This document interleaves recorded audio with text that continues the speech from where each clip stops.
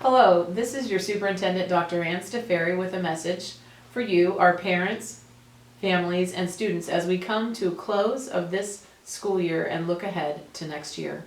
First of all, we want to congratulate our seniors. We are so proud of you and all that you have accomplished. Congratulations, class of 2020. We've had over a month now of distance learning. We all remember that we had to move to distance learning very quickly back in March when our campuses closed without much notice due to the COVID-19 pandemic. People are now asking, what are we going to do in the fall? What is our school going to look like? Well, I can tell you that what we are hoping for is a return to normal.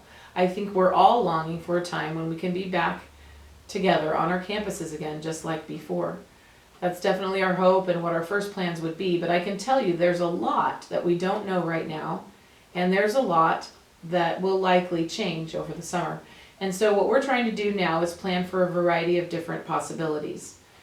These possible possibilities and different situations that we're planning for range anywhere from school is back to normal all the way to full-time distance learning, and many possibilities of a hybrid blend between learning on campus and learning at home.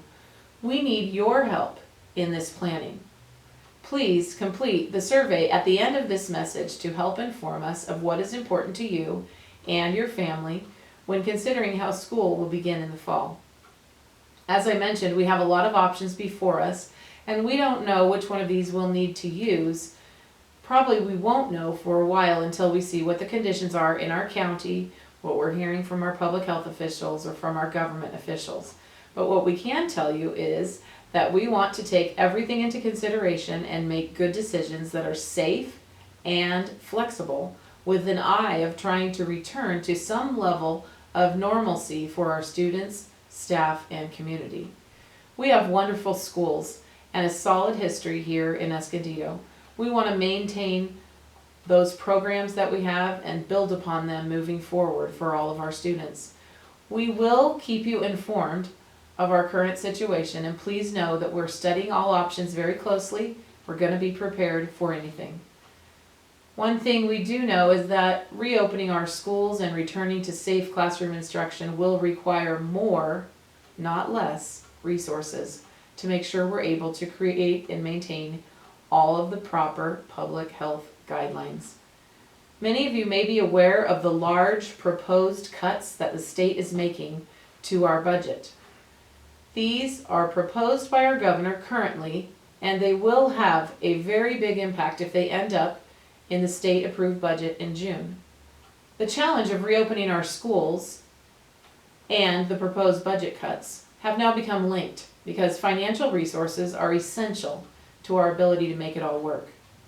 We urge the legislature to focus carefully on finding alternatives to the deepest cuts in public education we have ever seen in a single year.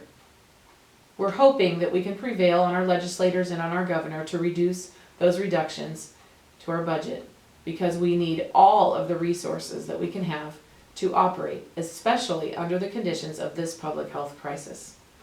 We encourage you to voice to our legislators that we need to be fully funded.